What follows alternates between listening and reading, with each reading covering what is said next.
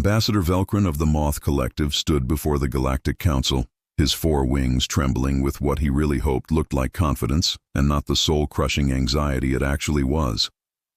The council chamber smelled like ozone and poor life choices, which seemed appropriate given what they were asking him to do. "Let me get this straight," Velkrin said, antennae twitching. "You want me to teach telepathic combat techniques to humans? The humans, the species that looked at a ball of nuclear fire and said, hey, let's split that atom and see what happens. Those humans."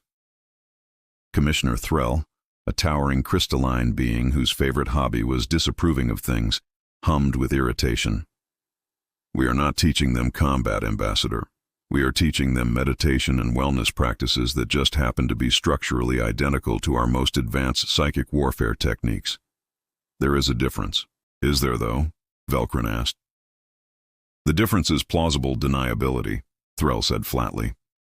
"The humans possess a dangerous combination of creativity, stubbornness, and what our xenopsychologists call aggressive optimism.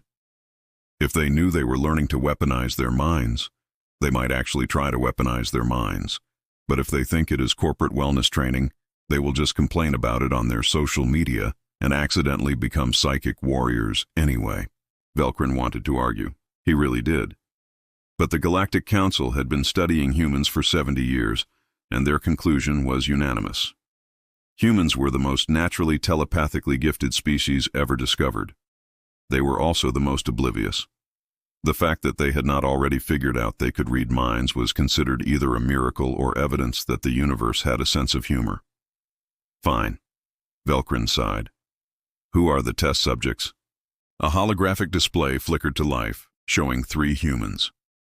The first was Jake Morrison, a software engineer whose company profile said he enjoyed hiking, and his actual profile should have said, enjoys staring dead-eyed at spreadsheets while questioning his life choices. The second was Brenda, an accountant whose resting expression suggested she was mentally calculating exactly how disappointing you were in quarterly earnings. The third was Marcus Chen, whose yoga instructor bio contained the phrase warrior poet and 7 exclamation marks. These 3 signed up for the Galactic Cultural Exchange Wellness Retreat, Threll explained. Their company offers it as a benefit. They think they are getting a spa weekend. You will be teaching them to psychically dismantle enemy consciousness. Do try not to let them figure that out. This is the worst plan in the history of plans, Velkrin muttered. "That is why you are perfect for it," Threll said, which Velkrin suspected was not actually a compliment. 3 days later, Jake Morrison stepped off the shuttle onto Station Serenity-7 and immediately knew something was wrong. The brochure had promised tranquil gardens and soothing water features. What he got was a facility that looked like someone had decorated a military bunker with inspirational posters and called it wellness. "Welcome," Velkrin said, wings fluttering nervously. "I am Ambassador Velkrin, your guide to inner peace and definitely not psychic warfare. Please follow me to the meditation chamber, which is not at all a combat training facility with mood lighting." Jake looked at Brenda, who was already squinting at a wall panel. "Is that a blast shield?" she asked. "It is a metaphorical barrier against negative energy," Velkrin said quickly. "It has a blast rating printed on it," Brenda said. "A metaphorical blast rating." Marcus was already sitting cross-legged on the floor, eyes closed, humming. "I can feel the energy here, man. It is so intense. Are we near a ley line or something?" "Or something," Velkrin muttered. What Marcus was actually feeling was the station's psychic amplification field, which was designed to enhance combat telepathy training. The human thought it was good vibes. This was either going to work perfectly or end with Velkrin filing for early retirement. "Let us begin with basic breathing techniques," Velkrin announced, pulling up a holographic display that definitely did not show the ancient Velkrin battle meditation stance known as the Iron Mind Fortress. "Just breathe in, hold, and release. Very simple, very non-threatening. Absolutely no military applications whatsoever." Jake shrugged and sat down. He had 3 weeks of paid vacation for this. If the aliens wanted to be weird about meditation, that was their problem. He closed his eyes and breathed. In the observation room, every psychic sensor on the station immediately spiked to maximum.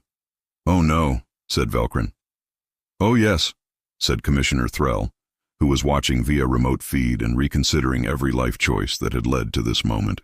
Jake was pretty sure meditation was not supposed to feel like his brain was physically expanding inside his skull, but the pamphlet had mentioned possible tingling sensations, so he figured this was probably fine. What he did not know was that he had just successfully executed a Class 3 mental barrier, a defensive technique that usually took Velkrin students 8 years to learn. "Very good," Velkrin said, voice climbing several octaves into what Jake assumed was alien for panic. "Now let us try partner breathing. Face each other, synchronize your breath, and gently extend your awareness toward your partner. This is definitely about mindfulness, and absolutely not about establishing a psychic link for tactical combat communication." "You are being super weird about this," Brenda said. "I am being a perfectly normal amount of weird," Velkrin protested, which was not the defense he thought it was. Jake partnered with Marcus because Brenda had already claimed a spot in the corner where she could judge everyone equally. They sat cross-legged, facing each other.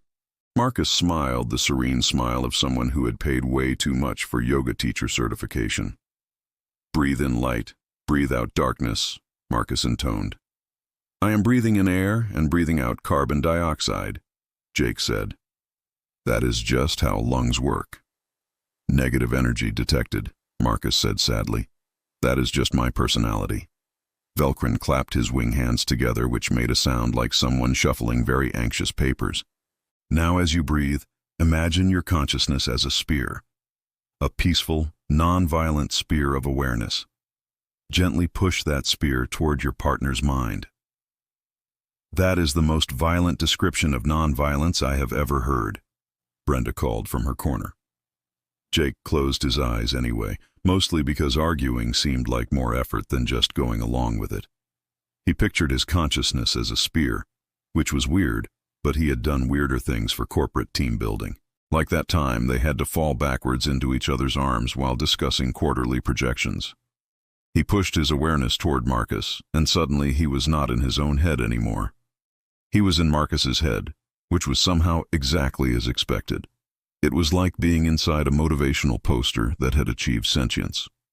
There were aspirational quotes everywhere, a mental vision board, what appeared to be a manifested chakra system that was definitely not standard human biology. "Whoa," Jake said out loud. "Whoa," Marcus said at the exact same time. They both opened their eyes. Marcus looked thrilled. Jake looked confused. Velkrin looked like he was about to shed his exoskeleton from stress. "Did we just," Jake started. "Mind meld?" Marcus finished. "Dude, yes, I could feel your thoughts. They were so cynical. It was beautiful." "I could feel yours," Jake said. "They were so aggressively positive. It was exhausting." In the observation room, Commissioner Threll watched the psychic readout with growing horror. "The humans just established a telepathic link on their first attempt. It took our best operatives 6 months of training." "Maybe it is a fluke," his aide suggested. They both looked at the monitor showing Brenda, who had gotten bored with sitting alone and decided to try the exercise herself. She had closed her eyes, clearly intending to meditate on her own. What she actually did was execute a perfect thought-pierce maneuver, a technique designed to shatter enemy mental defenses. She performed it on the potted plant next to her. The plant's leaves immediately perked up, and it grew 3 inches. "She just psychically encouraged plant growth," the aide whispered. "That is not even a combat application. She invented a new telepathic discipline by accident while being annoyed." Back in the meditation chamber, Velkrin was trying to maintain control of the situation. "Excellent progress, everyone. Now let us try the void state. Empty your mind of all thoughts. Become nothing. This is definitely not the most advanced defensive technique in Velkrin telepathic warfare." "I am great at thinking about nothing," Marcus said enthusiastically, which was a contradiction but somehow made perfect sense. He closed his eyes. His breathing slowed. His expression went perfectly blank. Every psychic sensor on the station went completely silent. "He did it," Velkrin whispered. "He actually achieved the void state. It took me 40 years. He did it in 40 seconds. Is that good?" Jake asked. "It should not be possible," Velkrin said, wings drooping in defeat. "Your species has been space-worthy for less than a century. You should not be able to do any of this. So we are good at meditation? Brenda asked from her corner, where the plant was now blooming out of season. Sure, Velkrin said weakly. Meditation. Let us go with that. Commissioner Threll turned off the monitor feed. We have made either the best decision or the worst decision in galactic history, he said. Can it be both? His aide asked. With humans? Threll said grimly. It is always both. Commissioner Threll arrived on Station Serenity-7 18 hours later, crystalline body humming with what Velkrin had learned to recognize as bureaucratic fury, the kind of anger that came with proper documentation and filing procedures. Explain to me, Threll said slowly, why I am reading reports that a human successfully completed the void state meditation, another human accidentally invented botanical telepathy, and a third human established a combat-grade psychic link while complaining about it. They are very talented, Velkrin offered. They are dangerously talented, Threll corrected. This program was supposed to be a controlled observation. Instead, you have created a situation where 3 humans are approximately 72 hours away from realizing they have psychic powers. Actually, Velkrin said, pulling up his datapad, I estimate 48 hours. Jake keeps asking why his meditation makes him hear other people's thoughts. I told him it was enhanced empathy from mindfulness practice. And he believed that? He is from California. They believe anything if you say it is about wellness. Threll hummed, which was his version of a long, tired sigh. We should terminate the program, return the humans to their planet, pretend this never happened. Or, Velkrin said carefully, we could continue the training. The Zarthian Empire has been expanding aggressively. Our intelligence suggests they are planning to move into this sector within the year. If we had human psychic warriors as allies, we would have humans who know they are psychic warriors, Threll interrupted. Do you understand what that means? Humans who are aware of their own potential are the most dangerous force in the known galaxy. They looked at their own planet's deadliest predators and said, I am going to make that my pet. They invented weapons that could destroy their entire civilization and then got bored and invented worse ones. If they realize they can weaponize their consciousness, they will weaponize their consciousness. But they would be our weaponized consciousness, Velkrin argued. Threll considered this. It was a terrible argument. It was also, unfortunately, a compelling argument. 1 more week, Threll decided. If they show any sign of realizing the truth, we shut it down immediately. That afternoon, Velkrin introduced partner meditation, which was actually telepathic sparring. Jake was paired with Marcus, which seemed safe because Marcus remained aggressively positive about everything. The goal, Velkrin explained, is to gently probe your partner's mental space while maintaining your own boundaries. Think of it as a conversation between minds. A peaceful, non-combative conversation that would definitely hold up in an intergalactic court of law as not being military training. You need to work on your disclaimers, Brenda said. She was paired with a Velkrin assistant named Tyrek, who looked terrified. Jake and Marcus sat across from each other. They synchronized their breathing, extended their awareness, and their minds touched. Immediately, Jake felt Marcus's consciousness, which was like being hit with a wave of motivational speeches in green juice. Marcus felt Jake's consciousness, which was like being shown a very detailed spreadsheet of existential dread. Your aura is so dark, Marcus said, impressed. Your aura is so bright I need sunglasses, Jake replied. They pushed against each other's mental space, what Velkrin called establishing dominance, and what they thought was just really intense meditation. Jake felt his consciousness solidify, forming barriers, pushing back against Marcus's relentless positivity. Marcus felt his mind expand, flowing around Jake's defenses like water around a rock. What they were actually doing was performing an advanced telepathic combat drill that would normally take a decade to master. Good, Velkrin said weakly. Very good. Now gently disengage. They pulled back, and Jake suddenly felt very tired. He also realized, with growing suspicion, that he had just seen flashes of Marcus's memories, his childhood, his favorite foods, his embarrassing college phase where he tried to start a drum circle. Marcus, Jake said slowly. Did I just access your memories? Probably, Marcus said. I could taste your thoughts. They tasted like coffee and regret. That tracks. Velkrin's wings started trembling again. This was it. The moment they figured it out. He prepared his emergency evacuation protocol. So this meditation is really intense, Jake continued. Is this normal for alien wellness practices? Absolutely, Velkrin lied. Very normal. Extremely standard. This is exactly how all civilized species relax. Jake shrugged. Cool. The health insurance is covering this, right? Yes? Then I am good. This is way better than the stress management seminar they made us do last year. That was just a guy telling us to take deep breaths while the company refused to hire enough staff. Velkrin stared at him. The human had just performed military-grade telepathy, realized he could read minds, and his primary concern was whether his insurance covered it. Humans are insane, Velkrin muttered. Thank you, Jake said, because he thought it was a compliment. Across the room, Brenda had accidentally psychically dominated Tyrek so thoroughly that the Velkrin assistant had spontaneously confessed his feelings about his ex-partner, his childhood fears, and his opinion on the station's cafeteria food. Brenda was taking notes. For her own reference, she said. Definitely not for blackmail purposes. Marcus had achieved what the Velkrin called the enlightened warrior state, which was supposed to be a myth. He was simultaneously completely at peace and radiating enough psychic energy to power a small ship. This is fine, Velkrin told himself. Everything is fine. They still think it is meditation. In his quarters, Commissioner Threll watched the training footage and wondered if it was too late to retire to a quiet moon somewhere and take up gardening. The Zarthian Empire's scout ship detected the psychic energy signatures from Station Serenity-7 approximately 48 hours into the human training program. This was, depending on your perspective, either terrible timing or exactly the right timing for maximum chaos. War Leader Craxus of the Zarthian Third Fleet reviewed the sensor data with his second-in-command, Sub-Leader Vern.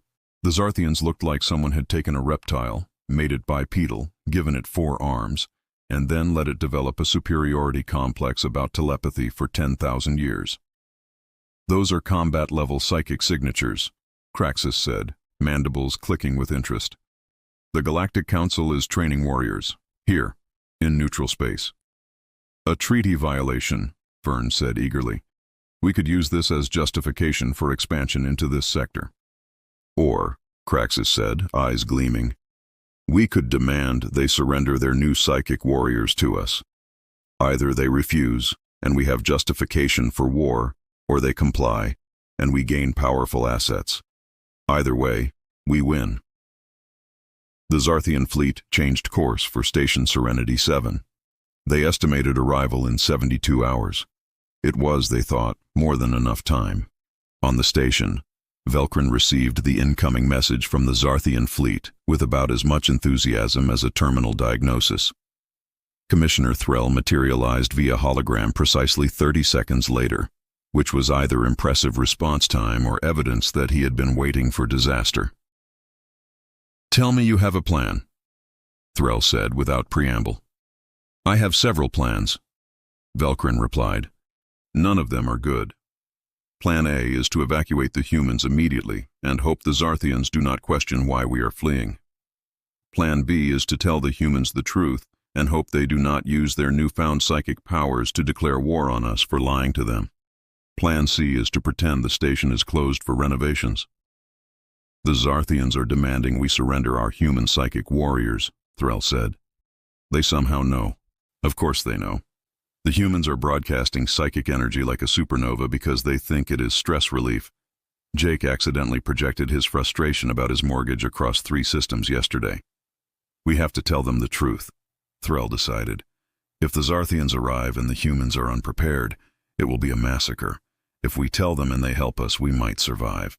If we tell them and they get angry, well, at least the Zarthians will have to deal with angry humans instead of us. That is a terrible plan, Velkrin said. Do you have a better one? Velkrin did not have a better one. They found the humans in the meditation chamber. Jake was practicing what Velkrin had called advanced mindfulness breathing, and what was actually a technique for psychically stunning opponents. Brenda was doing what she called personal reflection time, and what was actually creating a mental fortress that could withstand orbital bombardment. Marcus had achieved some kind of transcendent state that was making the station's lights flicker. "We need to talk," Velkrin announced. "If this is about me accidentally reading the cafeteria worker's mind yesterday, I already apologized," Jake said. "I did not mean to find out what he thinks about the food safety regulations. That was invasive of me." "You can read minds?" Velkrin asked. "I mean, I assumed that was part of the meditation? The whole extended empathy thing you mentioned?" Velkrin looked at Commissioner Threll's hologram. Threll looked back. They shared a moment of mutual understanding that humans were, in fact, insane. "Jake," Velkrin said carefully, "what do you think you have been learning here? Advanced meditation techniques for stress management and corporate wellness? What if I told you that you have actually been learning telepathic combat techniques designed for psychic warfare?"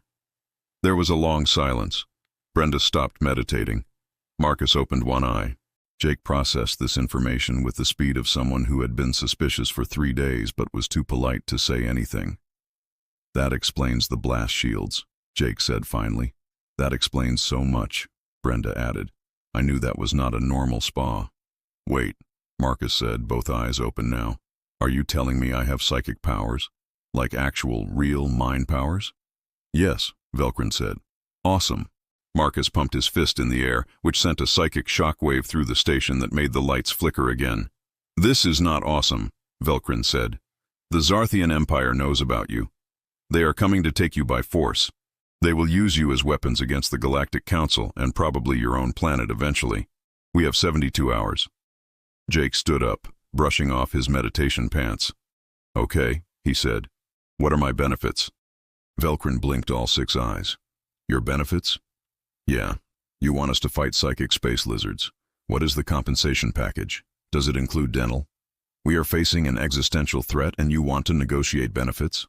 Threll's hologram flickered with what might have been disbelief. "I have been working corporate jobs for 10 years, Jake said flatly. "Always negotiate before you commit. That is basic career advice." Brenda nodded approvingly. "He is right. What is the pay? Are there stock options? Retirement plan?" Marcus raised his hand. "Is the dental plan good? I have been meaning to get my wisdom teeth checked." Velkrin looked at Commissioner Threll. Threll looked at Velkrin. Somewhere in the universe, a cosmic entity laughed at their predicament. "Fine," Threll said. "Full benefits. Dental, medical, pension, combat pay, hazard bonuses, 3 weeks paid vacation." 4 weeks, Brenda countered. 3.5. "Deal," Jake said. "When do these space lizards arrive?" 3 days, Velkrin said. "Can you be ready?" Jake cracked his knuckles. "I have dealt with worse. Last quarter my boss made me present our annual review to the board with 30 minutes notice. At least with psychic warfare, I know who the enemy is." "That is the spirit I was hoping for," Velkrin lied. "Let us begin actual combat training." "Finally," Marcus said. "No more pretending. I knew that void state thing was combat-related. You do not teach inner peace by making people mentally erase themselves from reality." "You did?" Velkrin asked weakly. "Sure, I teach yoga. I know the difference between meditation and mental warfare. I just figured you had your reasons for the cover story." Velkrin decided that he was definitely retiring after this, to a moon with no sentient life, where nothing unexpected could ever happen again. The next 72 hours were, in Velkrin's professional opinion, completely unhinged. Trying to teach humans actual combat telepathy after they had accidentally learned it while thinking it was meditation was like trying to explain proper sword technique to someone who had already won 3 duels by swinging the blade around randomly. "Okay," Velkrin announced to the group, which had now expanded to include 2 more Velkrin instructors and 1 very nervous tactical specialist. "Telepathic combat has rules, structure. You establish a psychic link, probe for weaknesses, and execute precise mental strikes designed to overwhelm your opponent's consciousness. It is an elegant art form perfected over millennia." "Can I just think really annoying thoughts at them?" Jake asked. "That is not how it works." "But would it work?" Velkrin paused. In all his years of military service, no one had ever asked that question. Theoretically, yes, but no civilized species would. Cool, I am doing that, Jake decided. Brenda raised her hand. What if I just mentally show them spreadsheets until they give up? That is psychological torture, the tactical specialist said, horrified. Is it illegal? Well, no, but then I am doing that. Marcus had his hand up too. Can I defeat them with positive energy? Like just bombard them with motivational speeches until their will to fight breaks? That should not work, Velkrin said, but his wings were drooping in the way that meant he was not actually sure anymore. Humans had already broken every rule of telepathy he knew. Why not break a few more? They spent the next day running combat drills. The Velkrin instructors tried to teach proper technique. The humans ignored them completely and invented their own fighting style, which could best be described as aggressively chaotic. Jake's method involved establishing a mental link and then flooding his opponent's consciousness with every annoying thought he had ever had. Commercials he could not get out of his head. Embarrassing memories from middle school. That one time he said "you too" when a waiter told him to enjoy his meal. His opponent, a Velkrin combat veteran named Thyrax, lasted 45 seconds before mentally tapping out. That was horrifying, Thyrax said, antennae twitching with distress. I experienced your entire emotional response to a performance review from 2019. Why would you share that? I did not share it, Jake said. You broke into my head. That is what you get. Brenda's approach was somehow worse. She created what she called a mental spreadsheet assault, projecting endless rows of financial data, quarterly projections, and tax codes directly into her opponent's consciousness. Her sparring partner, a Velkrin named Zira, started crying after 2 minutes. Make it stop, Zira begged. I will tell you anything. I will surrender all state secrets. Just no more pivot tables. Respect the pivot table, Brenda said coldly. Marcus had somehow achieved enlightenment and weaponized it. He projected pure, unfiltered positivity at his opponents until they could not maintain their aggressive mental state. His sparring partner spent the next hour sitting in a corner, questioning their life choices and considering a career change to something more fulfilling. This is not how combat works, the tactical specialist kept saying, but no one was listening anymore. On the third day, the Zarthian fleet arrived. War leader Craxus stood on the bridge of his flagship, mandibles clicking with anticipation. He had brought 4 battlecruisers and his 30 best psychic warriors. It was, he thought, massive overkill for a small research station and 3 humans. He was about to learn an important lesson about assumptions. Station Serenity-7, Craxus broadcast, you are in violation of the Neural Sovereignty Treaty by training psychic warriors in neutral space. Surrender your human operatives to the Zarthian Empire immediately, or we will take them by force. On the station, Commissioner Threll received the message with the resignation of someone who had already accepted that the universe hated him personally. Respond? His aide asked. Tell them no, Jake said, walking into the command center while drinking coffee from a mug that said Galaxy's OKest employee. Tell them if they want us, they can come get us. That is a terrible strategy, Threll said. Probably, Jake agreed. But I checked my contract. I get hazard pay for this, and I really want to see if the dental coverage is as good as you promised. Plus, they interrupted my meditation session. I was really starting to relax. You were learning to psychically destroy minds, Velkrin said. Relaxation is a journey, not a destination. Threll sent the response. Craxus received it with what could only be described as amused contempt. Prepare boarding parties, he ordered. We will take the station by force and claim the humans as spoils of war. Send our psychic champions first. Let us show these primitives what real telepathic combat looks like. The first wave of Zarthian psychic warriors teleported onto the station. They were met by Jake, Brenda, and Marcus in the main meditation chamber. The Zarthians took one look at the 3 humans and laughed. These are your champions? The lead warrior, a decorated veteran named Vorath, hissed. They look soft. Weak. I will break their minds in seconds. Okay, Jake said. But, real quick, have you ever thought about that one time you said something embarrassing in front of your entire clan, and you still think about it when you are trying to sleep? Varath's expression changed from contempt to confusion to horror as Jake established a psychic link and immediately projected the most awkward, cringe-inducing thoughts he could imagine. Not tactical battle scenarios, not strategic planning, just pure, unfiltered social anxiety and second-hand embarrassment. Varath saw himself from an outside perspective every time he had said something weird at a party, every time he had misread a social cue. That one time he tried to impress a potential mate and accidentally insulted their entire family. He experienced Jake's memories of similar moments, and then his own memories, and then a recursive loop of embarrassing moments that seemed to spiral forever. "Stop," Varath gasped. "Please stop." "Are you surrendering?" Jake asked. Yes, I surrender. Just make it stop." The other Zarthian warriors watched their leader crumble in less than 3 minutes. They exchanged uncertain looks. Then they charged. Brenda met them with a mental projection of the most boring corporate training video ever created, except it was happening directly in their consciousness, and they could not look away or skip ahead. The Zarthians staggered, their tactical focus dissolving as they were forced to experience 90 minutes of workplace safety protocols and sexual harassment prevention training compressed into 30 seconds of psychic assault. Marcus simply smiled at his opponents and hit them with what he called the motivation bomb. Every inspirational speech he had ever heard, every self-help book he had ever read, every vision board he had ever created, all projected directly into their minds simultaneously with the emotional force of 1,000 life coaches. "You can do it!" Marcus's mental voice boomed. "Believe in yourself. You are strong. You are worthy. You have unlimited potential. Live your best life. Find your passion. Reach for the stars." The Zarthian warriors collapsed, mentally exhausted, questioning their entire career path.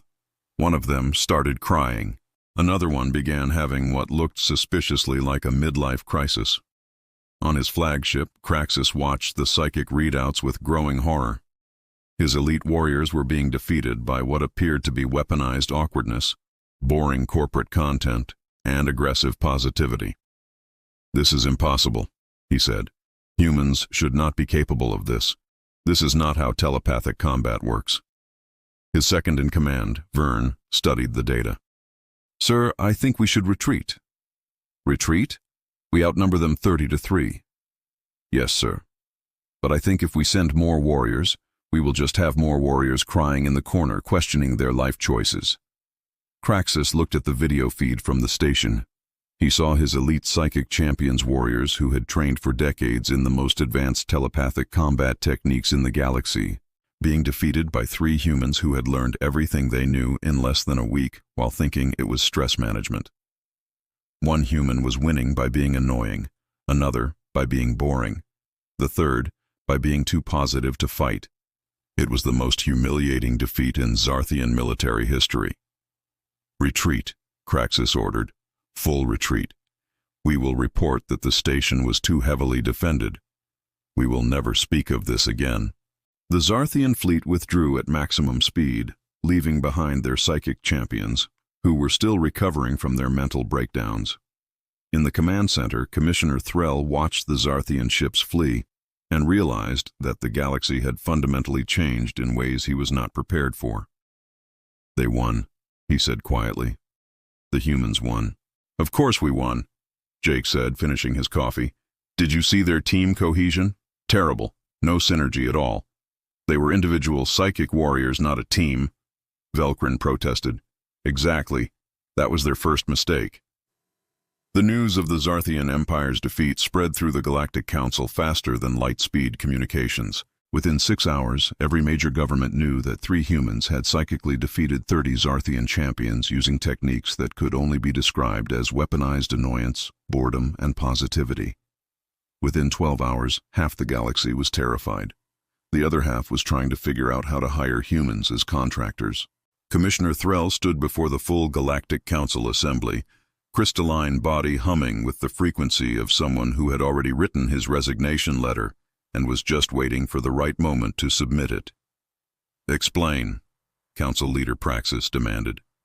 Praxis was an ancient being of pure energy who existed in multiple dimensions simultaneously and still somehow found time to be annoyed by paperwork. We attempted to covertly train humans in telepathic techniques by disguising it as corporate wellness programming, Threll said. The plan was to create potential allies without them knowing they were being militarized. Instead, we created something entirely unexpected. You created the most feared force in the galaxy, Praxis said flatly, in less than a week. In our defense, we did not think it was possible, Velkrin added from his position at the side of the chamber. Humans learned in 5 days what takes our best students 5 years. Then they ignored everything we taught them and invented their own combat style based on psychological warfare and emotional damage. I have read the reports, Praxis said. One human defeated a Zarthian champion by projecting embarrassing memories. Another used spreadsheets. The third weaponized motivational speeches. This is insane. Humans are insane, Threll agreed. But they are also very effective. The Zarthian Empire has already sent a formal diplomatic message requesting we not deploy our human psychic warriors against them. 3 other hostile powers have preemptively offered peace treaties. The humans have created more galactic stability in 3 days than we achieved in 3 centuries. And what do the humans want in return? Full benefits package, 4 weeks paid vacation, dental coverage, and they have requested we attend one of their corporate team-building retreats. Praxis flickered in what might have been confusion. They want us to do what? Team building, Threll repeated. Jake Morrison was very specific. Trust falls, icebreakers, and something called a rope course. He said it builds character and improves workplace cohesion. We just witnessed them defeat the Zarthian Empire's best warriors, and they want us to play bonding games. Apparently they feel we need to work on our communication skills as an organization. Praxis considered this. In their 15,000 years of existence, they had never encountered a more bizarre negotiation. Fine. Approve their terms. We will do their team building. If it prevents another war, I will personally participate in whatever a trust fall is. You will regret that decision, Velkrin muttered, but no one heard him. 6 months later, the galaxy had adjusted to its new reality. The Galactic Defense Force now had a human psychic operations division, which mostly consisted of Jake, Brenda, and Marcus, teaching other humans the meditation techniques that were not actually meditation techniques. The new recruits were just as naturally gifted and just as oblivious. They thought they were learning stress management. They were actually becoming the most feared warriors in known space. Jake had been promoted to Director of Wellness and definitely not Psychic Warfare. His office had a window overlooking the station's meditation gardens, which were still surrounded by blast shields that no one acknowledged. Brenda had become the Chief Financial and Tactical Officer, a job title that made sense only to humans. She spent her days managing budgets and occasionally psychically auditing hostile governments by projecting tax code directly into their leaders' minds until they agreed to peace treaties. Marcus ran the training program. His classes were always full. His students either achieved enlightenment or learned to mentally destroy opponents with positive thinking. Sometimes both. Velkrin had indeed retired, but not to a quiet moon. The humans had convinced him to stay on as a cultural liaison. He spent most of his time explaining to confused aliens why humans did things the way they did, which was a full-time job with no satisfying answers. Commissioner Threll had not retired. Instead, he had been promoted to Secretary of Human Affairs, which was simultaneously the most important and most stressful job in the Galactic Council. He spent his days managing the carefully controlled chaos that was human integration into galactic society. On a Wednesday afternoon, 6 months after the Zarthian incident, Threll found himself standing in a conference room on Station Serenity-7, wearing what humans called a name tag. It said, "Hello, my name is Threll," and had a smiley face on it. He was surrounded by 24 galactic representatives, all wearing similar name tags, all looking equally uncomfortable. Jake stood at the front of the room with a flip chart and a level of enthusiasm that bordered on aggressive. "Welcome to Galactic Council Team Building Day," Jake announced. "Today we are going to work on trust, communication, and synergy.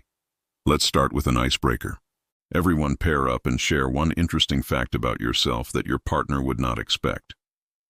"This is beneath us," muttered the Zarthian ambassador, who had been specifically required to attend as part of the peace treaty. "You know what else was beneath you?" Jake asked pleasantly. winning against 3 humans, but here we are. Now pair up. The Zarthian ambassador paired up with Velkrin, mostly because everyone else stepped away quickly. One interesting fact, the Zarthian said stiffly. I hate this activity.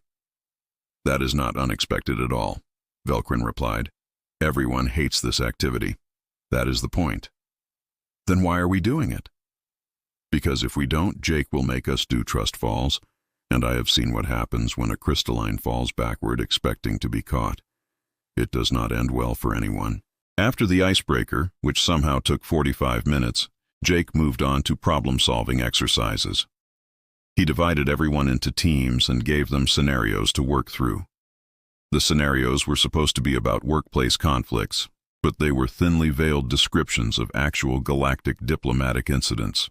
Your team has a member who consistently misses deadlines and blames others. Jake read from his card. How do you address this constructively? Is this about the Vakrian trade dispute? The Vakrian delegate asked, suspiciously. It is about teamwork, Jake said innocently. Now discuss with your group and present your solution in 5 minutes. By the end of the session, 3 diplomatic incidents had been resolved through forced group discussion. 2 trade agreements had been negotiated during the coffee break, and 1 minor war had been prevented when 2 hostile ambassadors realized they both hated the trust fall exercise equally and bonded over their shared misery. This is the most effective diplomatic session we have had in years, Praxis observed to Threll. Why? Because humans understand something we forgot, Threll said. Shared suffering builds solidarity, make everyone equally uncomfortable, and suddenly their original conflicts seem less important. That is manipulative. That is human. After the team-building session ended, Jake found Velkrin in the observation lounge, looking out at the stars. The moth-like alien had a cup of something that smelled like fermented flowers, which was either Velkrin tea or alcohol, possibly both. How are you adjusting to retirement? Jake asked. I am not retired. I am a cultural liaison. Same thing. So, 6 months later, what do you think? Still think training humans in telepathy was the worst plan ever? Velkrin was quiet for a moment. I think it was the worst plan that somehow became the best outcome. The galaxy is more peaceful now than it has been in centuries, not because we have powerful weapons, but because everyone is too afraid of what humans might do next to risk conflict. That is the nicest thing you have ever said to us. It was not a compliment. I am taking it as one anyway. They stood in silence, watching the stars. Somewhere out there, the Zarthian Empire was rebuilding its military doctrine to account for psychological warfare. Other species were studying human combat techniques, trying to understand how chaos could be so effective. The galaxy was changing, adapting, evolving. I have a question, Velkrin said finally. When did you figure out it was not actually meditation? Jake smiled. Day 2. The blast shields were a pretty big hint. Also, when Marcus achieved the void state and you looked like you were going to have a panic attack, I figured we were doing something militarily significant. You knew the whole time?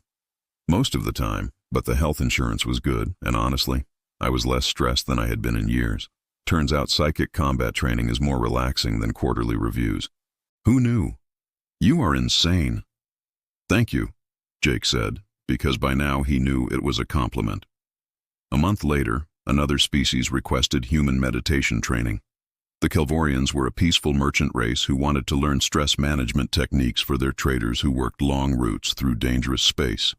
Jake, Brenda, and Marcus reviewed the application with Velkrin and Threll present.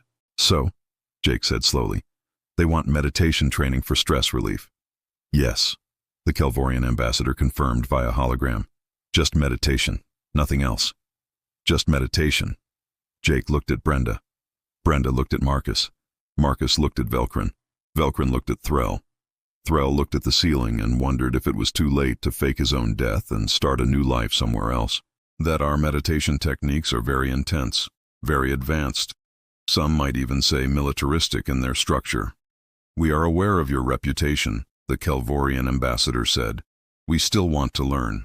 Our traders face pirates, hostile governments, and aggressive competitors. If your meditation can help them stay calm and focused in those situations, it would be invaluable. And if they accidentally learn psychic combat techniques while staying calm and focused, then they learn psychic combat techniques. We are a peaceful people, but we are not naive. The galaxy is changing.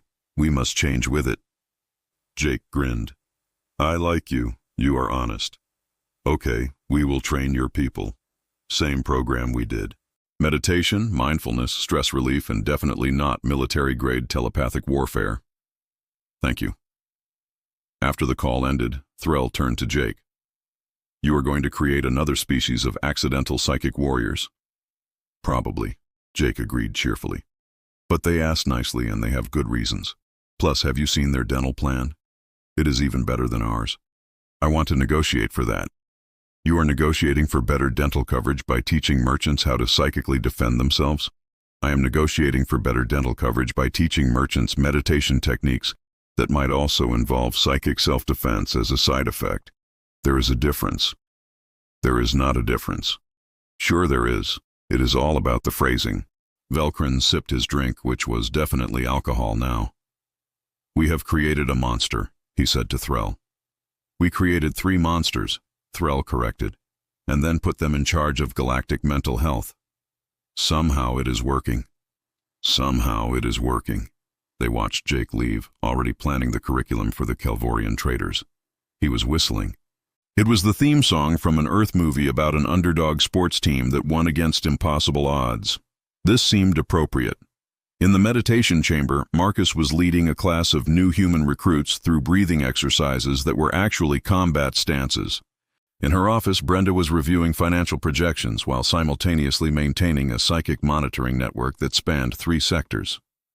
Somewhere in the station, a Velkrin instructor was teaching humans how to achieve inner peace while accidentally teaching them how to mentally dismantle enemy battle formations. The galaxy continued turning. Wars were prevented not through superior firepower, but through the threat of spreadsheet assault and motivational speech bombardment. Peace treaties were negotiated by people who could read minds, but chose to be polite about it. The most dangerous warriors in known space spent their days teaching meditation classes and attending corporate team-building retreats.